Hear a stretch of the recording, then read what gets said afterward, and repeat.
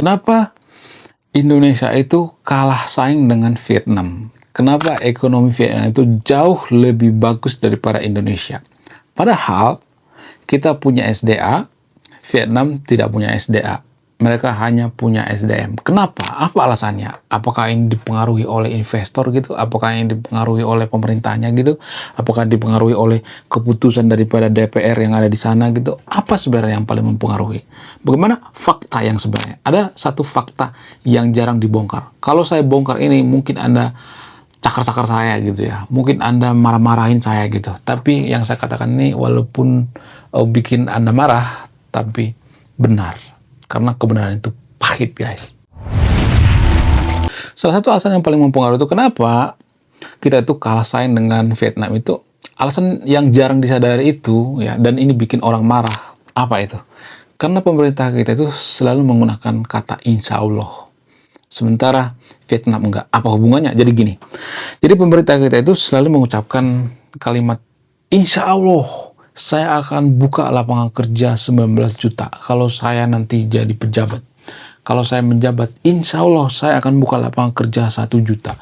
Insya Allah saya akan memajukan Indonesia. Insya Allah, pokoknya semua insya Allah ketika berjanji.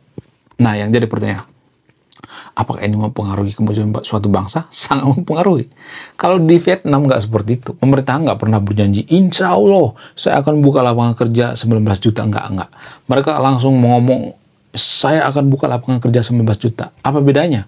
Ini sangat berbeda. Umat muslim yang ada di Konoha itu, ya terutama pemerintahnya itu, mereka menggunakan insya Allah saya akan buka lapangan kerja 19 juta. Kalau Vietnam nggak seperti itu. Saya akan buka lapangan kerja 19 juta. Nggak pakai insya Allah gitu. Nah, apa bedanya? Jadi gini, kalau misalnya lapangan kerja ini nggak kebuka gitu ya, gagal misalnya ya, dan nggak berusaha, misalnya pejabatnya nggak berusaha, ya santai aja gitu ya. Kenapa mereka santai ya, nggak berusaha mewujudkan janjinya gitu? Apa alasannya? Karena kan dari awal dia ngomong insya Allah. Insya Allah itu artinya atas kehendak Allah gitu. Atas kehendak Tuhan. Kalau Tuhan nggak berkehendak gimana coba? Masa dipaksain? Ya, sehingga mereka nggak berusaha. Mereka bersembunyi di balik kata insya Allah. Tapi kalau orang Vietnam nggak seperti itu. Kalau pemerintahnya janji, saya akan buka lapangan pekerja 19 juta. Mereka itu ya berusaha terus-terusan gitu. Kalau mereka nggak berusaha, kalau mereka nggak mewujudkan janjinya, maka mereka akan dituntut. Kenapa dituntut? Ya itu kan janji. Janji itu kan adalah utang gitu. Mereka bisa dituntut atau dipecat gitu. Tapi kalau pejabat Indonesia nggak bisa dipecat, guys. Ini jarang disadari, guys. Bikin orang marah gitu ya. Bikin orang cakar saya. Tapi ini benar, guys. Sehingga pejabat-pejabat di Konoha itu kerjanya itu santuy-santuy ya, ngerokok-ngerokok gitu ya, rapat-rapat ya di tempat yang mewah gitu ya, ber-AC ya, mereka nggak memikirkan rakyat, mereka menggunakan mobil yang mewah-mewah, nggak semuanya tapi rata-rata seperti itu ya. Yang viral baru-baru ini yang ada di Kaltim itu, Kalimantan Timur, gubernurnya menggunakan mobil berapa miliar tuh ya. Gila-gilaan. Kenapa bisa seperti itu? Karena saat mereka mau jadi pejabat, mereka menggunakan insya Allah. Makan tuh insya Allah. Kalian belum kapok gitu dengan pemimpin yang dikit-dikit insya Allah. Itu guys ya. Jadi kita tidak bisa menyalahkan pejabatnya. Makanya di negara maju itu mereka lebih sekuler gitu. Tapi kan di Indonesia sekuler itu kan, kamu mengajak kita untuk tidak beragama ya, kamu mengajak kita untuk ateis ya, kamu mengajak kita untuk negara PKI ya, kamu mengajak kita jadi negara komunis ya. Jadi di Indonesia itu sekuler itu salah diartikan. Sekuler itu artinya nggak boleh bawa-bawa agama pada saat kampanye, nggak boleh menggunakan insya Allah pada saat kampanye. Itulah kegunaan daripada sekularisme tanpa kita sadari. Jadi kalau dikit-dikit insya Allah gitu ya, maka ya semuanya insya Allah. Yang misalnya nih ya, saya akan memperbaiki pendidikan, insya Allah gitu ya. Lalu ketika dia jadi pejabat, ya namanya insya Allah kan. Kalau misalnya ada presiden yang mengatakan, hei para koruptor, hei para penjahat, saya akan memenjarakan Anda kalau saya jadi pejabat. Kalau misalnya nih dia jadi pejabat, terus dia tidak memenjarakan koruptor, tidak menghukum koruptor, kita kan nggak bisa Menuntut karena apa? Karena dia ngomong insya Allah kalau saya dapat mandat dari rakyat, saya akan menghukum mati koruptor, saya akan mengejar sampai ke Afrika, ke gurun-gurun. Kan dia ngomong insya Allah gitu. Yang salah itu kan kita gitu. Kenapa kita berharap dengan kalimat insya Allah?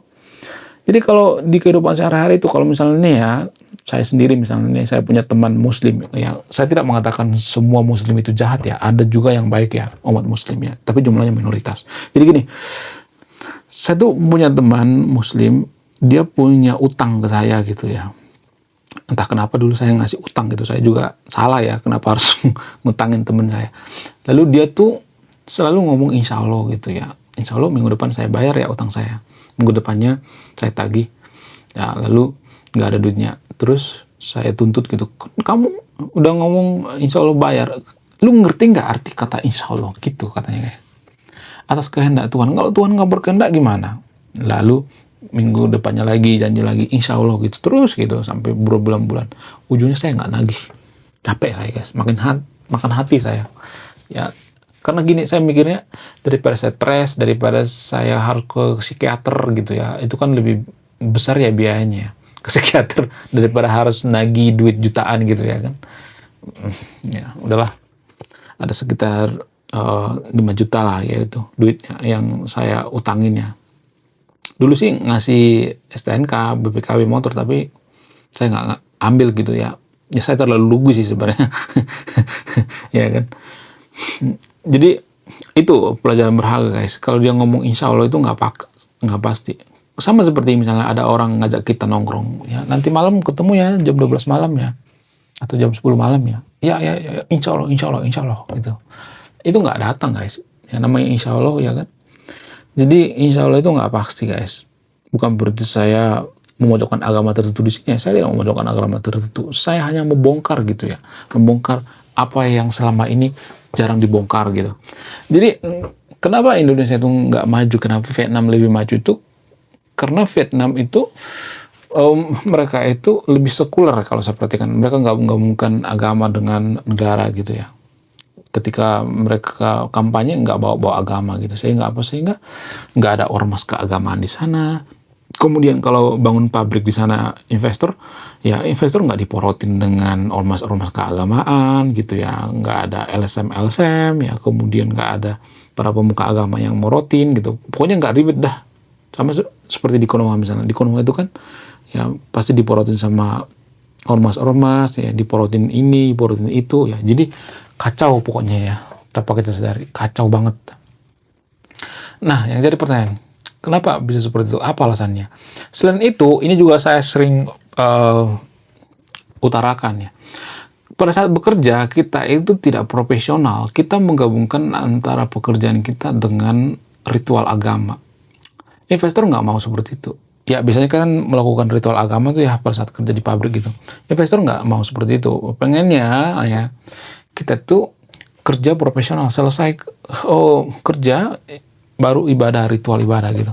Kalau misalnya mengatakan, cuma 5 menit doang, kan 5 menit kali berapa kali gitu ya, terus berapa orang gitu, sudah berapa waktu yang kebuang gitu ya. Belum lagi nanti setelah melakukan ritual ibadah, ngudut dulu gitu ya, kemudian santai-santai dulu, ngobrol-ngobrol dulu ya, waktunya habis setengah jam gitu.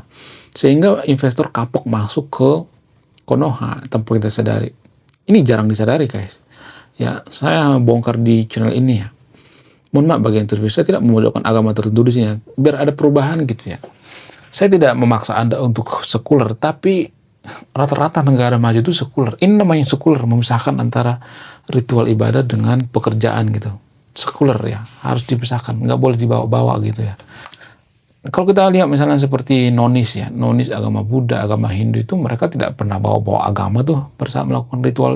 Masa kerja misalnya nggak bawa ritual agama. Saya mau ini dulu ya, ke gereja ya sekali 2 jam ke gereja, nggak seperti itu ya, nggak ada seperti itu ya. Misalnya nih ada semacam gereja kecil gitu ya, saya ingin berdoa dulu ke gereja ya, nggak ada seperti itu ya. Ya, nggak ada seperti itu guys ya. Menurut kalian gimana? Apakah ini mempengaruhi atau tidak? Saya tidak mendoktrin yang untuk videonya. Anda yang memberikan keputusan, bukan saya ya. Jadi ini mempengaruhi guys. Investor itu nggak bodoh guys. Jangan berpikir bahwa investor itu bodoh. Jadi kalau kita perhatikan sekarang ini, Kenapa banyak orang yang pengangguran, ya kurangnya lapangan kerja, ya dipengaruhi ini. Karena kurangnya investor masuk ke Indonesia, malas masuk gitu ya. Ya ada penyebab-penyebabnya gitu ya. Ya pemerintah kita itu selalu menggunakan insya Allah, kemudian banyak pungli, ya korupsi dan lain sebagainya. Ya yang paling utama itu birokrasi yang berbelit-belit ya. Susah ya menembus birokrasi yang berbelit-belit. Dan masyarakat kita itu sudah diatur. Makanya kita tuh nggak cocok jauh di negara demokrasi, guys. Negara demokrasi itu cocoknya bagi masyarakat yang sudah berkesadaran gitu ya. Kalau demokrasi dikasih sama masyarakat yang kurang berkesadaran, maka yang akan terjadi seperti ini. Ribut satu sama lainnya. Tidak bisa berpikir rasional. Tidak bisa berpikir dewasa. Morotin investor. Ya, kalau investor diporotin, maka mereka akan kabur gitu. Kalau misalnya besinya dicuri gitu ya, baru bangun pabrik besinya dicuri, mereka akan kabur gitu. Kabur ke luar negeri. Menurut kalian gimana? Apa yang saya katakan ini benar atau tidak? Silakan tulis di kolom komentar. Sekian video ini. Terima kasih sudah menonton kami. Saya kaum intelektual. Salam rasional.